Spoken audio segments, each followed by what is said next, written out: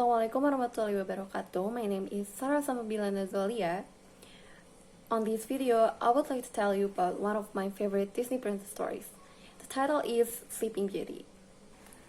Long time ago, in a faraway land, King Stephen and his queen wished for a child. Finally, a daughter was born, and they named her Aurora.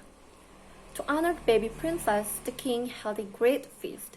He also invited his good friend, King Hubert, to the feast. King Hubert brought his young son Philip. The king agreed that someday Philip and Aurora would be married. Among the guests were three good fairies, Flora, Fauna, and Merryweather. They wished to bless the princess with a gift. Waving her wand, Flora said, "My gift shall be the gift of beauty." "And mine too," Fauna said, "shall be a gift of song." Merryweather was turned next, but before Merryweather could speak, the castle door flew open. It was the evil witch named Maleficent. She was very angry because she was invited to the feast. "My gift for the child is before the sun sets on her 16th birthday, she will break her finger on the spindle of spinning wheel and die." Then she disappeared. But Merryweather still had gift to give, so she said, "She will not die, but she will fall into a deep sleep, and when her true love kisses her, the spell shall break, and the princess opened her eyes." The king feared the witch curse, so the good fairies had a plan for him. They would take Aurora to live with them in the deep woods, except for Maleficent. The king and queen agreed with a heavy heart.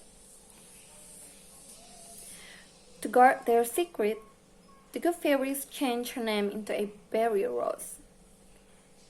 The years passed quietly.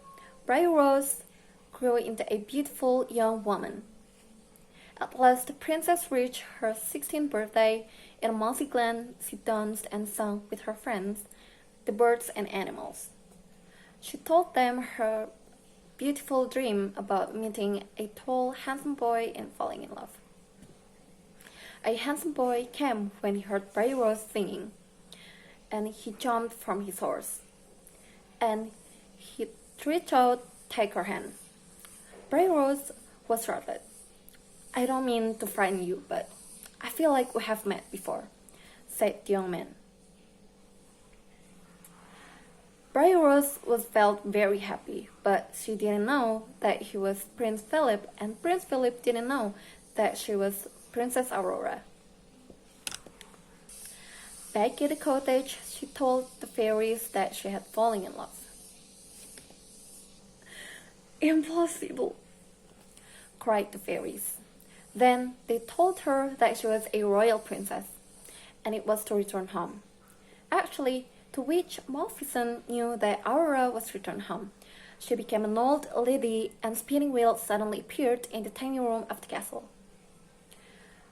Using her evil powers, she lured Aurora to a high tower in the tiny room. "What is this? Can I try?" Aurora asked. The old lady said, "Of course, my pretty little child." And the princess sat down to spin. But the moment she touched the spindle, she fell to the floor in a deep slumber. The 100 years were just ended. The witch captured Philip and chained him deep on her dungeon. But the good fairies had other plan for him.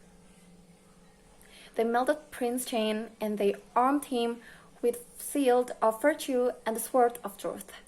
Then they sent him to the palace to awaken the princess. When the witch saw Philip escaping, she was changed into a monstrous dragon to stop him. Prince Philip threw his sword to sword the witch. Then Maleficent was no more. Then Prince Philip rushed to the tower where his love lay sleeping.